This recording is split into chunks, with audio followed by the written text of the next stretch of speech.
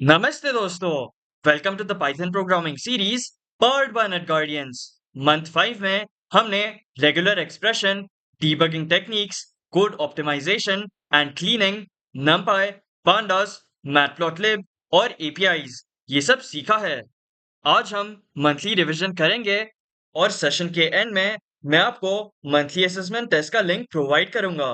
Monthly assessment test देने से पहले मैं रेकमेंड करूंगा कि आप ये सेशन देखो, ये बहुत हेल्पफुल रहेगा। चलिए रिवीजन स्टार्ट करते हैं। What is regular expression? Regular expression, also known as regex, is a sequence of characters that identify specific search patterns, primarily used for string matching, searching, and data validation. It acts as a powerful shorthand for identifying complex character combinations without writing long strings of conditional code. For example, अगर हमें सिर्फ email address या सिर्फ 10 digit phone number चाहिए, तब हम regular expression use करते हैं। रेगुलर एक्सप्रेशन यूज करने के लिए हमें उसका मॉड्यूल इंपोर्ट करना पड़ता है। रेगुलर एक्सप्रेशन का मॉड्यूल नेम आरई है। चलिए रेगुलर एक्सप्रेशन ये मॉड्यूल इंपोर्ट करते हैं। इंपोर्ट आरई। चलिए अब बेसिक पैटर्न मैचिंग देखते हैं। टेक्स्ट ये वेरिएबल में, कोट्स में, पाइथन इज पावरफुल ये स्टोर्ड है। नेक्स्ट लाइन में आरई ये मॉड्यूल यूज करते हैं पाइथन सर्च करने के लिए। रिजल्ट इक्वल्स आरई डॉट सर्च फंक्शन और उसमें कोट्स में Python comma text. Next line में रिजल्ट प्रिंट करते हैं प्रिंट फंक्शन में रिजल्ट। अब इसको रन करके देखते हैं। जैसे आप देख सकते हो आरई डॉट मैच ऑब्जेक्ट प्रिंट हुआ है। अब समझते हैं सर्च फंक्शन क्या करता है। The search function scans through the entire string and returns a match for the first location where the pattern is found. Search function पूरा string search करता है। Common regular expression symbols देखते हैं। /d use होता है digits के लिए 0 से लेके 9 तक। प्लस ये साइन यूज होता है 1 और more के लिए। कर्ली ब्रैकेट्स यूज होता है काउंट स्पेसिफाई करने के लिए। फॉर एग्जाम्पल /d और उसमें कर्ली ब्रैकेट्स में 10। इसका मतलब है एग्जैक्टली 10 डिजिट्स 0 से लेके 9 तक। ये सिंबल यूज होता है यही सिंबल मैच करने के लिए। What is debugging? डीबगिंग का मतलब होता है finding and fixing errors in programmes.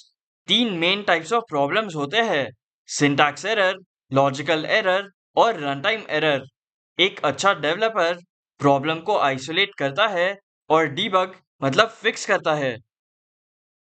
ट्रेसबैक्स detail report होते हैं जो पाइथन जनरेट करता है और आपके कंसोल में प्रिंट करता है। ये रिपोर्ट बताता है एरर किधर आया और क्यों आया। एक एग्जांपल के साथ समझते हैं। इधर नंबर्स ये लिस्ट में 3 नंबर्स है। नेक्स्ट लाइन में प्रिंट फंक्शन में नंबर्स ये लिस्ट में से इंडेक्स 5 में जो नंबर है वो प्रिंट करने का ट्राई करते हैं। अब इसको रन करके देखते हैं। जैसे आप देख सकते हो एरर आया है। अब एरर पढ़ते हैं। Index error, list of index out of range. Index error का मतलब है इनवैलिड इंडेक्स यूज हुआ है। ट्रेस बैक क्लू होता है, हमें कभी इग्नोर नहीं करना चाहिए। मोस्ट स्टूडेंट्स एरर देके घबरा जाते हैं, पर एरर्स घबराने वाली बात नहीं है। एरर्स हमें हेल्प करते हैं एरर टाइप, लाइन नंबर और मैसेज प्रोवाइड करके। हमें अप्रोच अच्छा रखना चाहिए, हमें क्वेश्चंस पूछना चाहिए। एरर क्यों आया, कौन से लाइन में एरर आया, क्या डेटा पास हुआ था, रिसेंटली क्या चेंजेस हुए। What is a clean code? Clean code easy to read, easy to understand and easy to maintain होता है। एक एग्जांपल के साथ देखते हैं। ये प्रोग्राम एक बैड प्रोग्राम है। इधर वेरिएबल्स अच्छे से नेम नहीं है। a इक्वल्स एडम और b इक्वल्स 19। एडम देख के समझ आ रहा है कि एक नेम है, पर किसका नेम है, स्टूडेंट का या टीचर का, हमें ये नहीं पता। और बी में एक नंबर स्टोर्ड है, हमें कैसे पता रहेगा कि ये नंबर क्या रिप्रेजेंट करता है। इसलिए हमें वेरिएबल्स को अच्छे से नेम करना चाहिए। ए को रीनेम करते हैं स्टूडेंट अंडरस्कोर नेम और बी को स्टूडेंट अंडरस्कोर एज। अब कोई भी ये प्रोग्राम देखेगा तो उसे आराम से समझ आएगा कि ये वेरिएबल क्या रिप्रेजेंट करता है। ये प्रोग्राम अब रीडेबल है। रियल प्रोजेक्ट्स में thousands of lines of code होते हैं। मल्टीपल डेवलपर्स एक साथ काम करते हैं। प्रोग्राम को लॉन्ग टर्म मेंटेनेंस चाहिए होता है। अगर प्रोग्राम अनरीडेबल हो तो बहुत कंफ्यूजन होगा। डीबगिंग में डिफिकल्टी आएगा। अगर किसको प्रोग्राम एक्सप्लेन करना है तो प्रॉब्लम आएगा। रीडेबल कोड टाइम सेव करता है। What is NumPy? NumPy का full form है Numerical Python. NumPy is a fundamental Python library used for working with numerical data, making it incredibly fast and easy to store, calculate, and manipulate large lists of numbers using powerful structures called arrays. NumPy fast arrays, mathematical operations और efficient numerical computation provide करता है। Normal list numerical computation के लिए slower और less memory efficient होता है। Normal list limited mathematical operations provide करता है। नंपाई एरेज फास्टर, ऑप्टिमाइज्ड और वेक्टराइज होते हैं। What is Pandas? Pandas is a Python library used for handling tabular data, analyzing data sets, cleaning data, and processing structured information. Pandas में दो main types के data structures होते हैं। Series मतलब 1D data और data frame मतलब 2D data. Series series one dimensional label data होता है। सीरीज सिंगल कॉलम्स और नंपाई एरे विथ लेबल डेटा से सिमिलर होता है। For example marks equals PD dot series function और उसमें 4 स्टूडेंट के मार्क्स। नेक्स्ट लाइन में प्रिंट फंक्शन में मार्क्स। अब इसको रन करके देखते हैं। जैसे आप देख सकते हो मार्क्स कॉलम वाइज प्रिंट हुआ है। लेफ्ट साइड ये इंडेक्स है और राइट साइड ये वैल्यूज है। डेटा फ्रेम बहुत इंपॉर्टेंट पांडा स्ट्रक्चर है। A data frame is a table like structure. For example data में नेम, मार्क्स और सिटी स्टोर्ड है डिफरेंट स्टूडेंट्स का। अब इसको डेटा फ्रेम में कन्वर्ट करते हैं। df equals pd dot data frame और उसमें डेटा। अब df को प्रिंट करके देखते हैं। प्रिंट फंक्शन में df। अब इसको रन करके देखते हैं। जैसा आप देख सकते हो नेम, मार्क्स और सिटी ये टेबल फॉर्मेट में प्रिंट हुआ है। इसे स्ट्रक्चर डेटा सेट कहते हैं। ये डेटा फ्रेम में कॉलम्स कैटेगरीज रिप्रेजेंट करता है और रोज रिकॉर्ड्स को रिप्रेजेंट करता है। एक रो एक स्टूडेंट का रिकॉर्ड है। What is Matplotlib? Matplotlib is a Python library used for creating graphs and charts. It is used in data science, analytics, dashboards, reports, and machine learning. Most visualizations in Python begin with Matplotlib. Line charts. A line chart is a graph that uses a series of data points connected by straight line segments to show how information changes over time. It is the best tool for identifying trends, such as whether a value is increasing, decreasing, or staying the same across a specific period. In short, line charts, trends, growth और time based data के लिए use होता है। For example monthly sales growth. इसको example के साथ देखते हैं। मंथ्स ये लिस्ट में जन टू जून मंथ्स है। सेल्स ये लिस्ट में 6 मंथ्स का सेल्स है। अब इसको प्लॉट करते हैं। plt डॉट प्लॉट फंक्शन और उसमें months comma sales. Next line में plt डॉट टाइटल फंक्शन और उसमें कोट्स में मंथली सेल्स। नेक्स्ट लाइन में x एक्सेस लेबल करते हैं। plt dot x label function और उसमें कोट्स में मंथ्स। अब y एक्सेस लेबल करते हैं। plt dot y label function और उसमें कोट्स में सेल्स। नेक्स्ट लाइन में plt डॉट शो फंक्शन ये लाइन चार्ट क्रिएट करता है। अब इसको रन करके देखते हैं। जैसे आप देख सकते हो लाइन चार्ट आउटपुट हुआ है। अब बार चार्ट देखते हैं।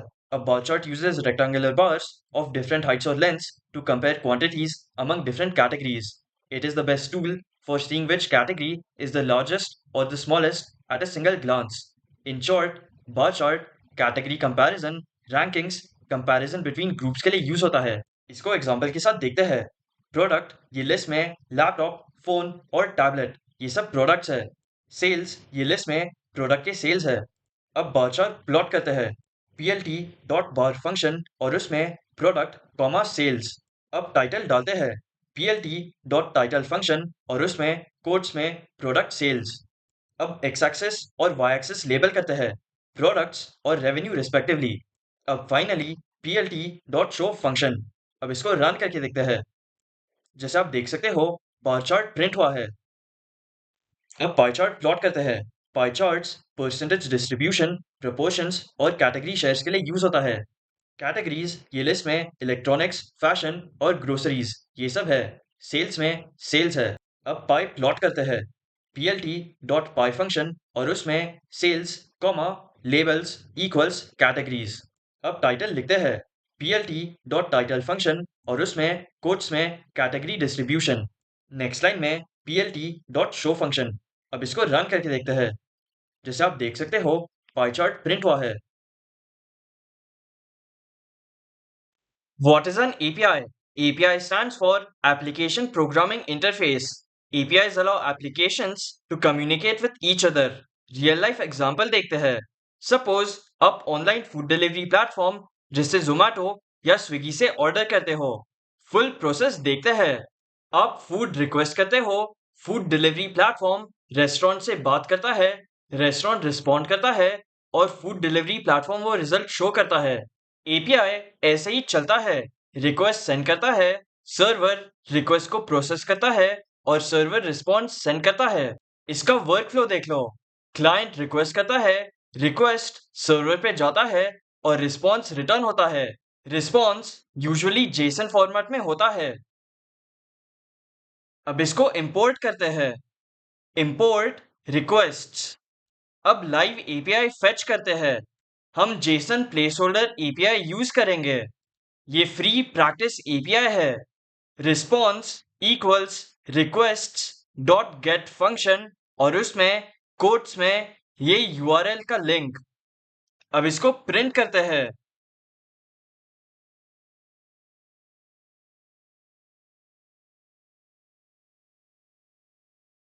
रिस्पॉन्स 200 आउटपुट आया है। इसका मतलब रिक्वेस्ट सक्सेसफुल है। अब ये रिक्वेस्ट को जेसन में कन्वर्ट करते हैं। Data equals response dot JSON. Next line में प्रिंट फंक्शन में डेटा। ये एपीआई रिस्पॉन्स को पाइथन ऑब्जेक्ट्स में कन्वर्ट कर दिया। अब इसको रन करके देखते हैं। जैसा आप देख सकते हो डेटा प्रिंट हुआ है।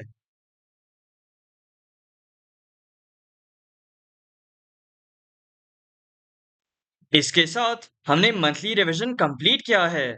अब आप मंथली असेसमेंट टेस्ट दे सकते हो। मंथली असेसमेंट टेस्ट का लिंक डिस्क्रिप्शन में दिया गया है। मैं रेकमेंड करूंगा आप ये टेस्ट बिना किसी हेल्प के खुद से सॉल्व करो। ये टेस्ट आपको सिर्फ एक रियलिटी चेक देने के लिए बना है। आपको सच में कौन कौन से टॉपिक्स आते हैं और कौन कौन से टॉपिक्स में प्रैक्टिस की जरूरत है।